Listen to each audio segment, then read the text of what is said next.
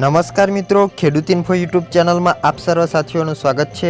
મિત્રો જાણીશું અત્યારના તાજા અને મહત્વના હવામાન સમાચાર। મિત્રો ચેનલમાં નવા હોય તો ખાસ કરીને વિડીયોને લાઇક કરી ચેનલને સબસ્ક્રાઇબ કરી દેજો, જેથી મિત્રો તમને દરરોજના તાજા અને હવામાનને લગતા સમાચાર ખેડૂત ઇન્ફો યુટ્યુબ ચેનલના માધ્યમથી મળી જાય। મિત્રો ગુજરાતમાં 30 થી 40 કિલોમીટરની ઝડપે પવન ફૂંકાશે અને સામાન્યથી મધ્યમ વરસાદ વરસશે।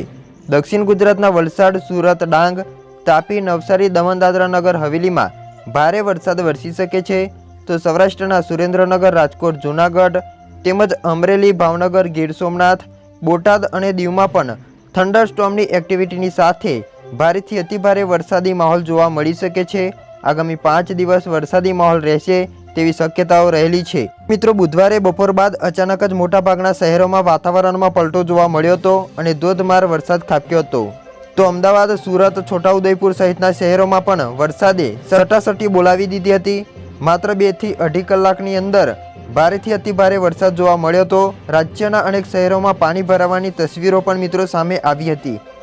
હાલમાં ગુજરાત રાજ્ય પર 16 ડિગ્રી ઉત્તરમાં શિયર ઝોન સક્રિય થયું છે, જેના કારણે આગામી 5 દિવસ વરસાદી માહોલ રહેશે તેવી શક્યતાઓ છે।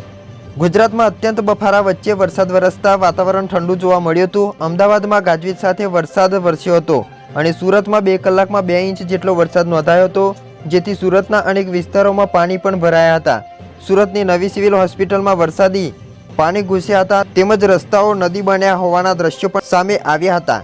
જો કે પાણી ભરાતા લોકોને ભારે હાલાકીનો સામનો પણ કરવો પડ્યો હતો। ભારે પવન ફૂંકાવાની સાથે ધોધમાર વરસાદની શરૂઆત થતી જોવા મળી હતી। તો હવામાન વિભાગની આગાહી વચ્ચે રાજ્યમાં વરસાદી માહોલ જોવા મળ્યો છે। છેલ્લા 24 કલાકમાં 181 તાલુકામાં વરસાદ વરસ્યો છે। સૌથી વધુ વરસાદ સુરતના ઉમરપાડામાં 7 ઇંચ વરસાદ ખાબક્યો છે। તો મેઘરાજા ફરી એકવાર ગુજરાતને ગમરોળી શકે છે। આગામી 4 દિવસ રાજ્યના કેટલાક ભાગોમાં ભારે વરસાદ વરસશે તેવી શક્યતાઓ રહેલી છે। વરસાદની સિસ્ટમ સક્રિય થતાં દક્ષિણ ગુજરાતમાં 2 દિવસ ભારે વરસાદની આગાહી કરવામાં આવી છે। આજની વાત કરીએ તો આજે નવસારી, સુરત, ડાંગ, તાપી, ગીર સોમનાથમાં ભારે વરસાદની શક્યતાઓ રહેલી છે। આ સાથે જ મિત્રો આ વિસ્તારોમાં યલો એલર્ટ જાહેર કરવામાં આવ્યું છે।